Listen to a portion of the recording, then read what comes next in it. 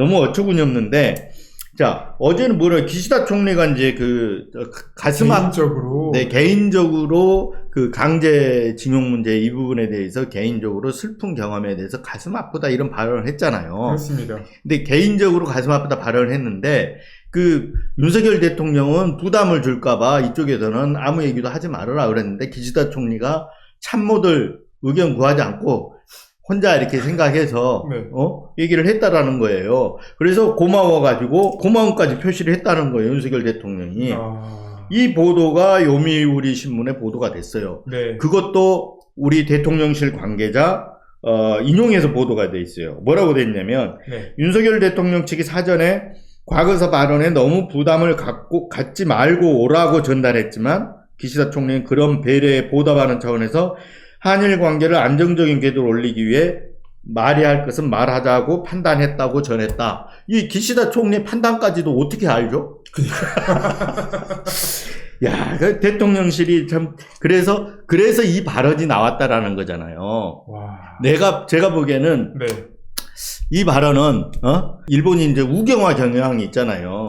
사죄 발언들이 계속 전 일본 총리, 애들한테 있었단 말이에요. 네네. 근데 아베 이후에는 후대한테 사죄 책임을 지우지 않겠다. 그래, 그렇죠. 그 뒤로는 안 한다고 있단 말이에요. 네. 기시다 총리가 와서 윤 대통령 방일에 대한 뭔가 거기에 호응하는 차원에서 이런 발언을 한 걸로 보여요, 지금. 그렇습니다. 네. 그런데 이게 사죄 발언 아니잖아요. 과거사에 대해 사죄를 한 게 아니잖아요. 그렇죠. 네. 약간 동정에 가까운 발언이었죠. 어제 얘기를 했지만, 네. 저희가 90년대 아키토 일왕이 했던 그 통서계엄, 네.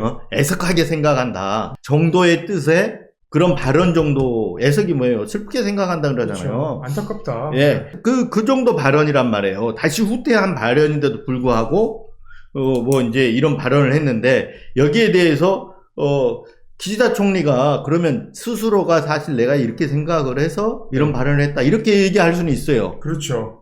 그런데 이걸 대통령실 관계자가 기시다 총리한테 물어봤어요? 이게 들었다면은 만찬장소에서 윤석열 대통령이 네. 물어보고 이렇게 하다더라 뭐 이런 식으로밖에 답변을 할 수가 없죠. 아니요, 그렇게 할 수도 있지만 이게 왜 이 얘기를 우리 대통령실 관계자가 해야 되냐 이 말이에요. 그렇죠. 네.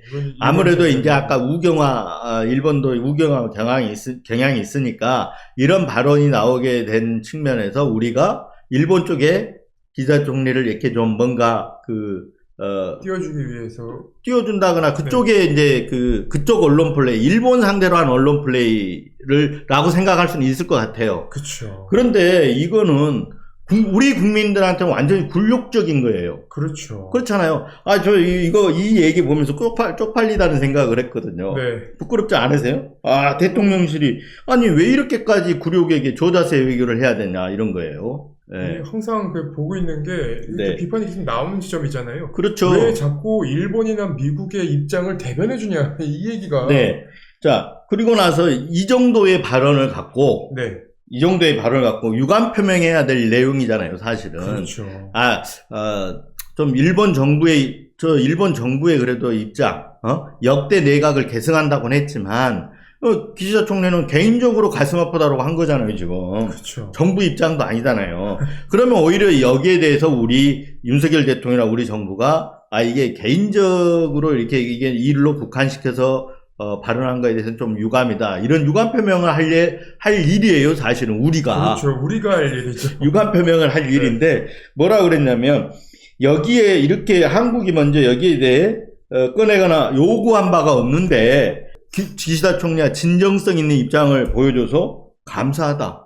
이렇게까지 윤석열 대통령이 얘기를 했다는 거예요. 그래서 한일 미래 협력에 큰 도움이 될 거라고 생각한다. 이런 게 이제 다른 데 보도 안 나오는데 아침에 조선중앙에는 좀 네. 나온 것 같아요. 다른 데는 제가 못 봤는데, 한겨레 경향에는 그런 보도가 없었었는데, 네.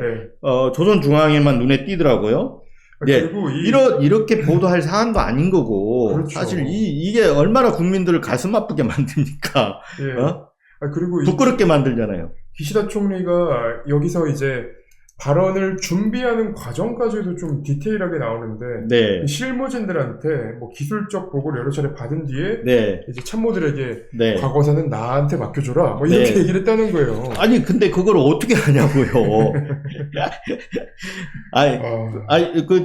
저기, 논의하는 장소에 윤석열 대통령, 우리 대통령실 관계자가 있었나요? 그러면은 또 문제 아닙니까? 그 자리에 네. 있어서 그 발언을 전했다고 문제가 없죠. 그렇죠. 전했다 그러면. 근데 이거는 누가 그런 발언을 물어봤습니까? 물어보지도 않았는데 네. 대통령실이 먼저 나서서 이런 언론 플레이를 한다는 거, 언론 플레이라고 이런 얘기를 한다는 것 자체가 네. 국민들을 굉장히 모욕 주는 거예요. 그렇죠. 네, 굉장히 부끄럽게 만들고. 저는 요 비슷한 보도를 그 방미한 이후에 봤던 기억이 있습니다. 네. 그 애플파이 있잖아요. 네. 미국에 사는 한인한테 옆집 사람이 네. 너네 대통령 노래 잘하더라고 애플파이를 줬다. 그 대통령실에서 제공한 기사였거든요. 이거 대통령실 이 관계자 저는 목 날려야 된다고 생각합니다. 네. 오히려 어떤 식의 발언이 나와야 되냐면 네. 기시다 총리의 발언은 우리 국민들이 생각하기에 많이 부족했다. 하지만 안보 위기라든가 한일 미래 협력을 위해서 우리가 전향적으로 생각할 필요도 있다. 최소한 이 정도라도 얘기했으면, 네. 이렇게 얘기했으면 그 부분도 국민들이 받아들이는 납득하기 어려워요. 그렇죠. 그렇지만 그런 대응이 나와야지. 지금 뭐에 기시다 총리 대변인도 아니고, 그리고 나서 고마워했다라는 거, 사과받고 고마워했다는 거예요. 과거사 사죄를 받아야 되고, 강제 중형도 배상을 일본 대신 우리 기업이 하잖아요. 그렇죠. 네. 그래 놓고 나서, 기시다 총리 와서, 과거의 식민지 지배에 대해서, 이런 일에 대해서, 과거사에 대해서 가슴 아프게 생각한다. 혹독한, 환경 속에서, 네. 고통받은 데 대해서 가슴 아프게 생각한다. 오히려 사죄한다라고 얘기를 하는 가슴 아프게 생각한다고 얘기했단 말이에요. 그렇죠. 상식이. 이런 부분에 고마워해야 될 게 아니고 윤석열 대통령이, 네. 따져야 되잖아요.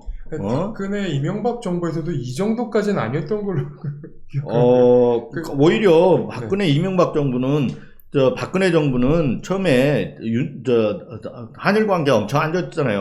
그렇죠. 아베 총리하고, 그래서, 레이저도 발사하고 막 그랬단 말이에요. 그렇죠. 네, 정상회담 가서, 만났을 때 외국 정상들하고 있는데도 이렇게, 눈길 한 번 안 주고 뒤돌아서는 장면도 포착되고 그랬었잖아요. 네. 예전에 MB는 또 독도간다.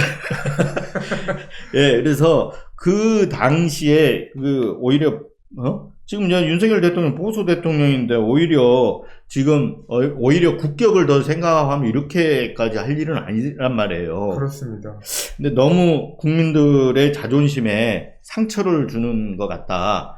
예전에 박근혜 대통령이 이명박 대통령에서 그런 표현을 했죠. 좀 사안은 다르지만 네. 참 나쁜 대통령이다. 이런 표현이 있었던 것 같아요. 네네. 근데 국민들 입장에서는 이렇게 굴욕 애교를 하고 국민들 가슴에 못을 박는 거잖아요. 상처를 주는 거란 말이에요. 부끄럽게 만들고. 네. 저는 참 나쁜 대통령 같아요. 그렇죠. 네. 네. 이게 참 어처구니가 없습니다, 이게. 예. 기시다 총리 대변인 나셨네, 대통령실. 네. 네. 참, 진짜, 이걸 또 자랑이라고 또 언론에다 흘렸어요. 핵심 관계자가 누군지 모르지만, 이 핵심 관계자, 저는, 오늘이라도 당장, 네. 날려야 된다고 생각을 합니다.